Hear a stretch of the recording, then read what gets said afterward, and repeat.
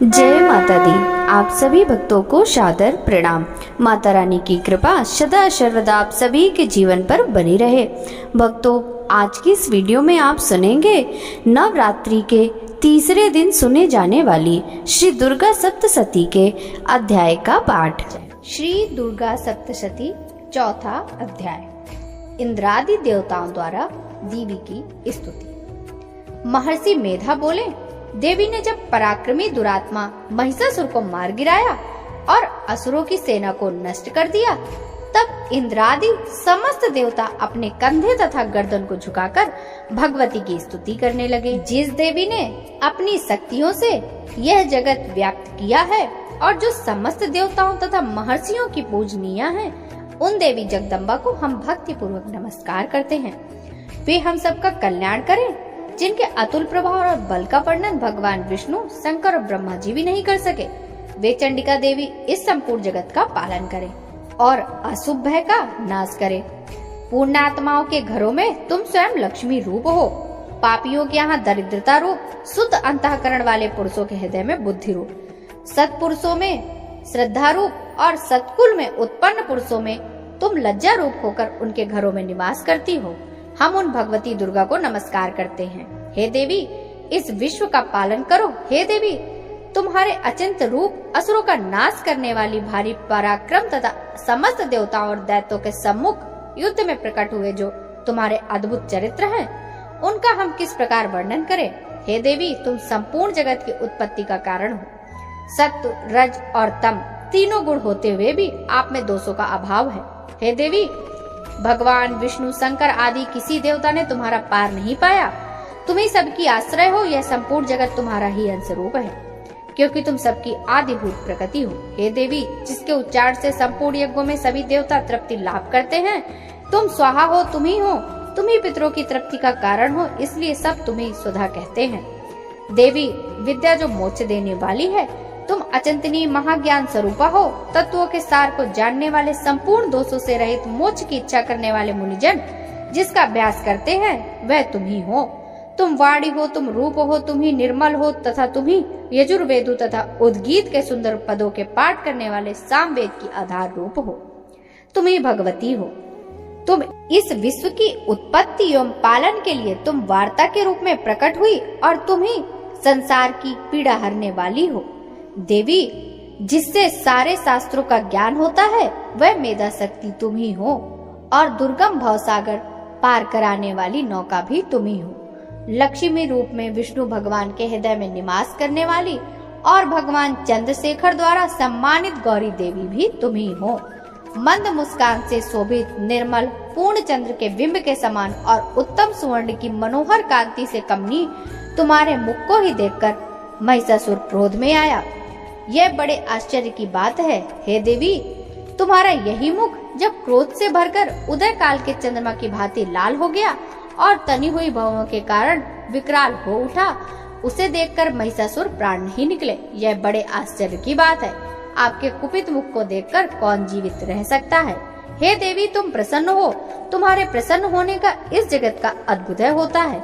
जब तुम क्रुद्ध हो जाती हो तो कितनों की कुलों का सर्वनाश हो जाता है। यह हमने अभी अभी जाना है, क्योंकि तुमने महिषासुर की बहुत बड़ी सेना को देखते देखते नष्ट कर दिया। हे देवी, सदा अभ्युदय देने वाली तुम जिस पर प्रसन्न हो जाती हो, वे ही देश में सम्मानित होते हैं। उनके धन यश की वृद्धि होती है, उनका धर्म कभी शिथिल नहीं होता और उनके यहाँ हष्ट पुष्ट पुत्र पुत्रियां और नौकर होते हैं।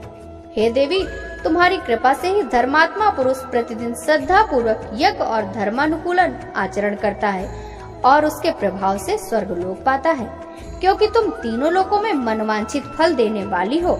हे माँ दुर्गे, तुम स्मरण करने पर सभी जीवों के भय को हर लेती हो और स्थिर चित्त वालों के द्वारा चिंतन करने पर उन्हें अत्यंत मन का कार्य बुद्धि देती हो। हे दुख व दरिद्रता हरने वाली देवी, तुम्हारे सिवा दूसरा कौन है जिसका चित्र सदा दूसरों के उपकार में लगा रहता हो। हे देवी, तुम असुरों को इसलिए मारती हो कि उससे संसार को सुख मिलता रहे। वे चाहे नरक में जाने के लिए चिरकाल तक पाप करते रहे हों, किंतु तुमसे युद्ध करके सीधे स्वर्ग जाएं, इसलिए तुम उनका वध करती हो। हे देवी, तुम दृष्टिपात मात्र से समस्त असुरों को भस्म क्यों नहीं कर देती, जिससे वे तुम्हारे शस्त्रों से मरकर स्वर्ग जाएं? इस प्रकार देवी, इन शस्त्रुओं के प्रति तुम्हारा विचार उत्तम है। हे देवी, तुम्हारे उग्र खड्ग की चमक और त्रिशूल की नोक की प्रभा से असुरों की आंखें फूट नहीं गईं, क्योंकि वे रश्मियों से युक्त चंद्रमा के समान आनंद प्रदान करने वाले तुम्हारे सुंदर मुख को देख रहे थे। हे देवी, तुम्हारा सील बुरे व्यवहार को दूर करता है और तुम्हारा रूप भी ऐसा है जो न तो कभी चिंतन में आ सकता और न ही उसकी दूसरों से कभी तुलना ही हो सकती है। तुम्हारा बल व पराक्रम दैत्यों का नाश करने वाला है। इस तरह तुमने शत्रुओं पर भी दया ही प्रकट की है। हे देवी, तुम्हारे बल की किसके साथ तुलना हो सकती है, तथा शत्रुओं को भय देने वाला इतना सुंदर रूप भी तुम्हारे अलावा और किसका है?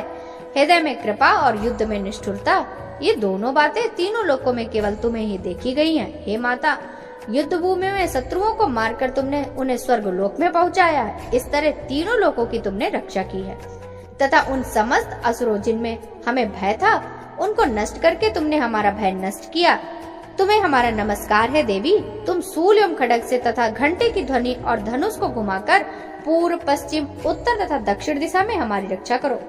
तीनों लोकों में जो तुम्हारे सौम्य एवं भयंकर रूप हैं, उनसे हमारी इस पृथ्वी की रक्षा करो। हे अंबिके, आपके कर पल्लवों में जो खड्ग, सूल और गदा आदि अस्त्र सुशोभित हैं, उनसे हमारी रक्षा करो।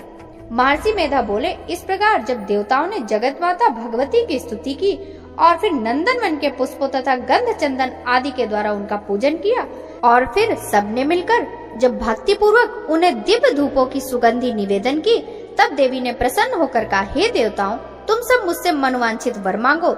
देवता बोले, हे भगवती, आपने हमारा समस्त कार्य सिद्ध कर दिया और अब कुछ भी मांगना शेष नहीं रहा, क्योंकि आपने हमारे शत्रु महिषासुर को मार डाला है। हे महेश्वरी, आप फिर भी यदि हमें कोई वर देना चाहती हैं, तो बस इतना वर दें कि जब जब हम आपका स्मरण करें, तब तब आप हमारी विपत्तियों को दूर करने के लिए हमें दर्शन दें। हे अंबिके, जो कभी भी आपकी स्तुति करे, आप उसे वित्त, समृद्धि और वैभव देने के साथ ही उसके धन और स्त्री आदि संपत्ति को बढ़ाएं तथा सदा हम पर प्रसन्न रहें। महर्षि बोले, हे राजन, देवताओं ने जब अपने तथा जगत के लिए देवी को इस प्रकार प्रसन्न किया, वे तथास्तु कहकर अंतर्ध्यान हो गए। हे भूप, जिस प्रकार तीनों लोगों का हित चाहने वाली वे देवी देवताओं के शरीर से प्रकट हुई थी, वह सारा वृतांत मैंने तुमसे कहा। इसके पश्चात दुष्ट असुरों तथा शुभ निशुंभ का वध करने और सब लोगों की रक्षा करने के लिए वे जिस प्रकार गौरी देवी के शरीर से प्रकट हुई थी, उसका मैं यथावत वर्णन करता हूँ। हे परमेश्वरी, मुझसे रात दिन सहस्त्रों अपराध होते रहते हैं, अतः आप मुझे अपना दास समझकर कृपा पूर्वक मेरे उन अपराधों को क्षमा करो। हे परमेश्वरी, ना तो मैं आह्वान करना जानता हूँ और न विसर्जन करना जानता हूँ, न पूजा करने का विधान ही जानता हूँ। हे परमेश्वरी, मुझे क्षमा करो। हे सुरेश्वरी, मैंने जो मंत्रहीन, क्रियाहीन और भक्तिहीन पूजन किया है, वह सब आपकी कृपा से पूर्ण हो।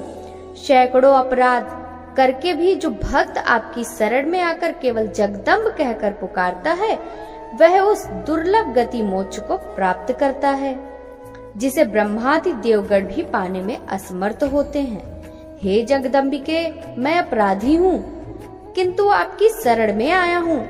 इस समय मैं दया का पात्र हूँ, तुम जो चाहे करो। हे देवी, हे परमेश्वरी, अज्ञानवश या बुद्धि भ्रम होने के कारण भूल से जो कुछ भी मैंने कम या अधिक कर दिया हो, वह सब क्षमा कर प्रसन्न हो। हे जगमाता कामेश्वरी, हे सच्चिदानंद स्वरूपिणी महेश्वरी, आप प्रेम पूर्वक मेरी यह पूजा स्वीकार करो और मुझ पर प्रसन्न हो। हे सुरेश्वरी, आप गोपनीय से भी गोपनीय वस्तु की रक्षा करने वाली हो। आप मेरे द्वारा किए हुए इस जप को ग्रहण करके मेरे सभी अपराध क्षमा करो। हे देवी, हे महेश्वरी, आपकी कृपा से मुझे सिद्धि प्राप्त हो।